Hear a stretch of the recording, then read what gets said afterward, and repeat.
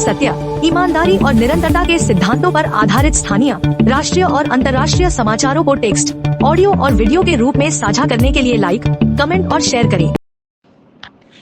अब संक्षिप्त समाचार सुनिए। ऑनलाइन कंटेंट पर नजर रखने को लेके सुप्रीम कोर्ट की क्या है सलाह, जिसकी है चर्चा। पीरियड ब्लड को चेहरे पर लगाने का ट्रेंड, डॉक्टर क्या कहते हैं। बंगाल में वक्फ कानून लागू न करने का दावा करने वाली ममता बनर्जी ने फैसला क्यों बदला। सिंध, जो कई धर्मों और साम्राज्यों का गवाह रहा, भारत का हिस्सा क्यों नहीं बना। अच्छे कपड़े पहन रही हूँ, मोदी जी से मिली हूँ, ये सिर्फ क्रिकेट की वजह से। वर्ल्ड चैंपियन ब्लाइंड महिला क्रिकेटर्स की कहानी। श्रीलंका में तबाही के बाद भारत की ओर बढ़ा, कहां कहां होगा कितना असर।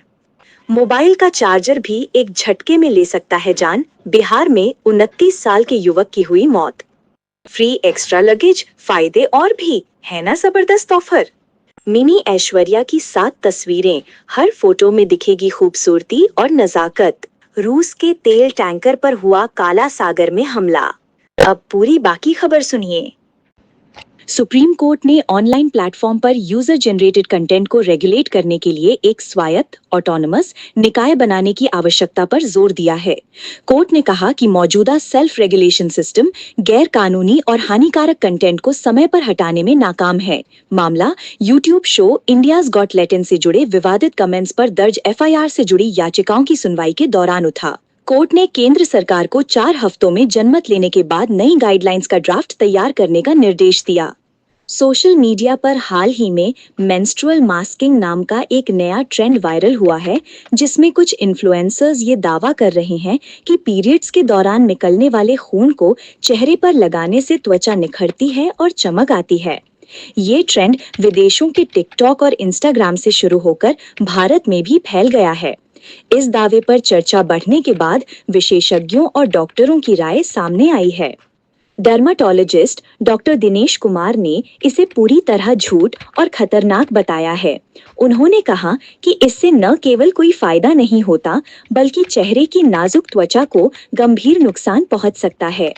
पश्चिम बंगाल में वक्फ संशोधन विधेयक 2025 को लेकर पहले बड़े पैमाने पर विरोध हुआ था और मुख्यमंत्री ममता बनर्जी ने सार्वजनिक रूप से कहा था कि वो इस कानून को राज्य में लागू नहीं होने देंगी।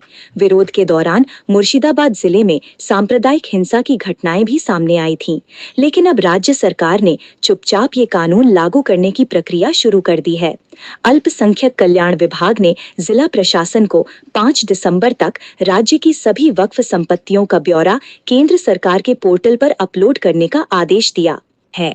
राज्य में 8063 वक्फ एस्टेट और 82,600 संपत्तियां दर्ज हैं, जिनका विवरण निर्धारित प्रारूप में केंद्र को भेजा जा रहा है।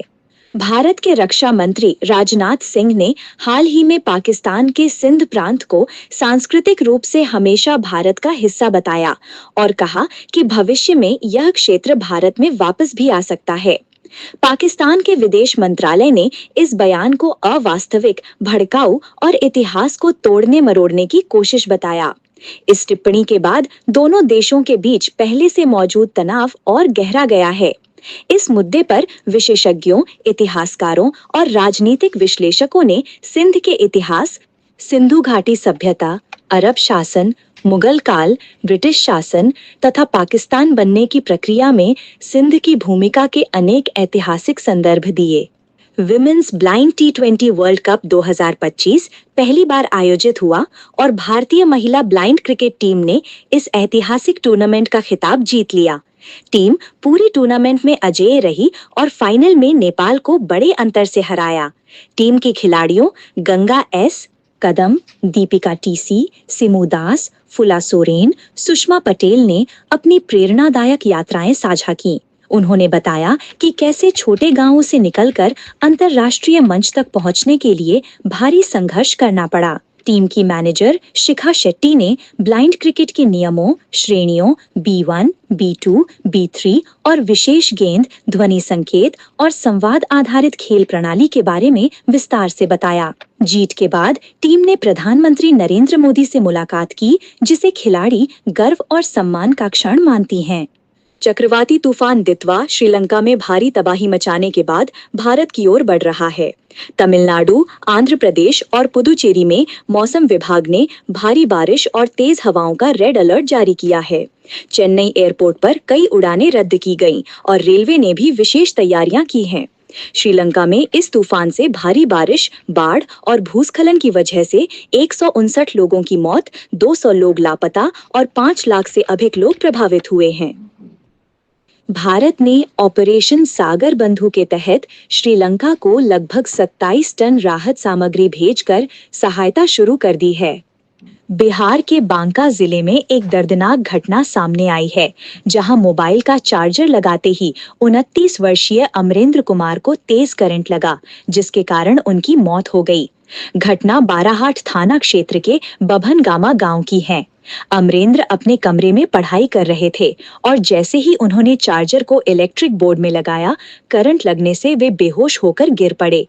परिजन उन्हें तुरंत स्वास्थ्य केंद्र और बाद में सदर अस्पताल ले गए, जहां डॉक्टरों ने उन्हें मृत घोषित कर दिया। NCERT ने घोषणा की है कि जिन छात्रों की आपार ID automated permanent academic account registry verify है, उन्हें एयर इंडिया की घरेलू उड़ानों पर विशेष छूट दी जाएगी। इस सुविधा के तहत छात्रों को फ्लाइट टिकट पर 10% की सीधी छूट, 10 किलो अतिरिक्त लगेज की अनुमति और एक बार यात्रा की तारीख बदलने की सुविधा भी बिल्कुल मुफ्त मिलेगी। आपार आईडी एक डिजिटल आजीवन पहचान है, जो छात्र की स्कूल, कॉलेज बदलने पर भी उसकी सभी शैक्षणिक जानकारी दर्ज रखती है। Ranveer Singh starrer upcoming film धुरंधर का ट्रेलर हाल ही में रिलीज हुआ, जिसके बाद फिल्म और इसकी स्टार कास्ट चर्चा में आ गई है। फिल्म में हीरोइन बनी सारा अर्जुन केवल 20 वर्ष की हैं और अपने को स्टार रणवीर सिंह से उम्र में 20 वर्ष छोटी हैं। ट्रेलर रिलीज के बाद लोग सारा की खूबसूरती और स्क्रीन प्रेजेंस से प्रभावित होकर उन्हें मिनी ऐश्वर्या कह रहे हैं। सारा अर्जुन पहले भी कई फिल्मों में नजर आ चुकी हैं और सोशल मीडिया पर उनकी नई तस्वीरें तेजी से वायरल हो रही हैं, जिन पर लाखों लाइक्स आ चुके हैं। काला सागर में रूसी तेल टैंकर विराट पर लगातार 2 बार मानव रहित समुद्री ड्रोन अनमैन्ड सी ड्रोन से हमला किया गया। पहला हमला शुक्रवार देर रात हुआ, उसके तुरंत बाद शनिवार सुबह दोबारा हमला किया गया। हमले के दौरान टैंकर के चालक दल ने खुले रेडियो फ्रिक्वेंसी पर ड्रोन अटैक, मेडे कहकर मदद मांगी। तुर्की परिवहन मंत्रालय ने पुष्टि की कि दोनों हमले समुद्री ड्रोन द्वारा किए गए। टैंकर को मामूली क्षति पहुंची है, लेकिन जहाज स्थिर है और चालक दल सुरक्षित है। बाद में यूक्रेन ने इन हमलों की जिम्मेदारी ली और दावा किया कि उसके सी बेबी नौसैनिक ड्रोन ने रूसी शैडो फ्लीट के इन जहाजों को सफलतापूर्वक निशाना बनाया।